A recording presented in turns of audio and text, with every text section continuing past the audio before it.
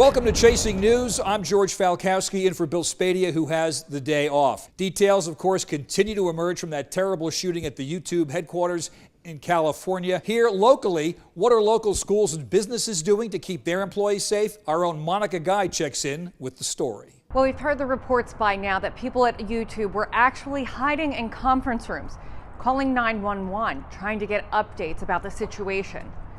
You know, schools have active shooter drills, they have lockdowns, they have fire drills. But what is happening in corporate America to keep people safe when they head out to work? Well, I spoke with one of the world's leading corporate security experts at Investigative Management Group. We suggest that companies do lockdown programs, that they have a plan in place, policy in place, what to do if there is an active shooter situation. You know, even how to determine when in fact it is real. Okay, so what do you do? What are you supposed to do if that backfiring sound you hear is real and there's a shooter inside your building? Well, there's three things we tell them. We tell them to run if they can. If they can't run immediately and get away, we tell them to hide.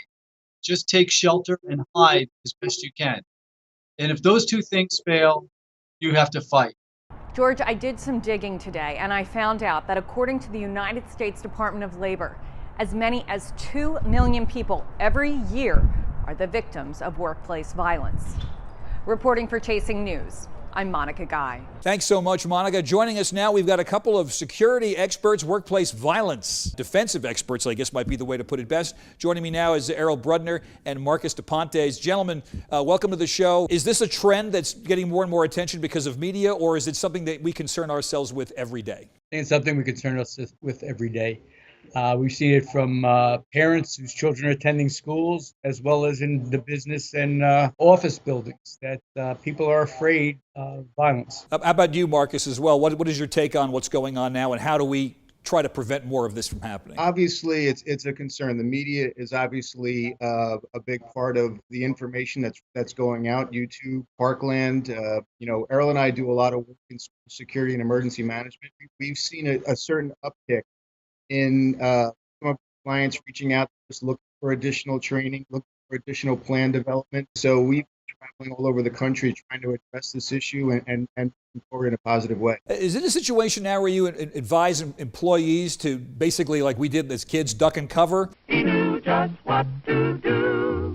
He ducked and covered.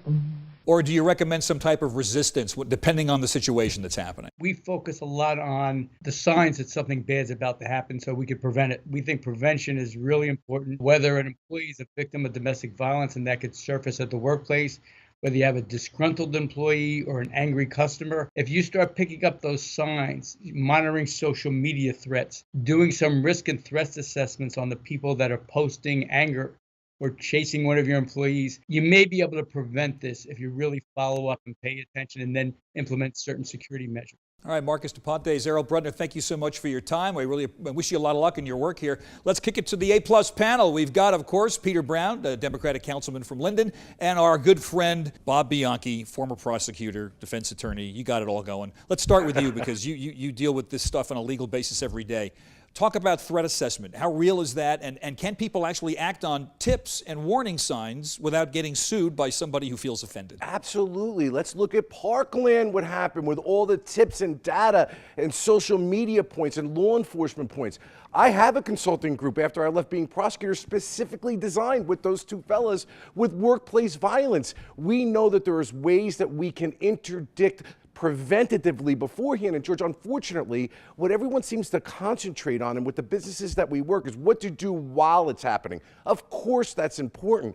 But if you interdict and have good prevention policies and risk assessment ahead of time, you can prevent. And we have, in fact, prevented certain things from happening. And this is where companies need to make an investment in their employees. They need to make an investment not only just for brand protection and for human protection, the insurance reduction that they will get as businesses when they do these things with competent experts, and unfortunately there are some that are and there's some that aren't, is well worth the dividends that go far beyond the human carnage that can happen when you don't have such a plan. Well, Bob just gave us the big picture. Peter, you're in Linden.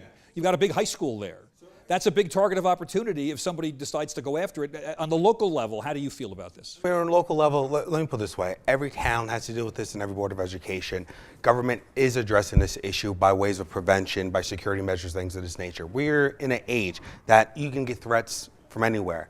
And so it's going back to right after September 11 was a matter of if you see something, say something. A lot of people took that as when it comes to terrorism. Well, if you see something on social media that's out of place, you need to contact your police department. If you see something, you know, or you hear something talking to people, you should say something. I mean, we're in a day and age where, you know what, if you see that there's some type of threat that's about to happen, you have to inform authority. Let me give you this real quick, Bob, real quick in 10 seconds or less.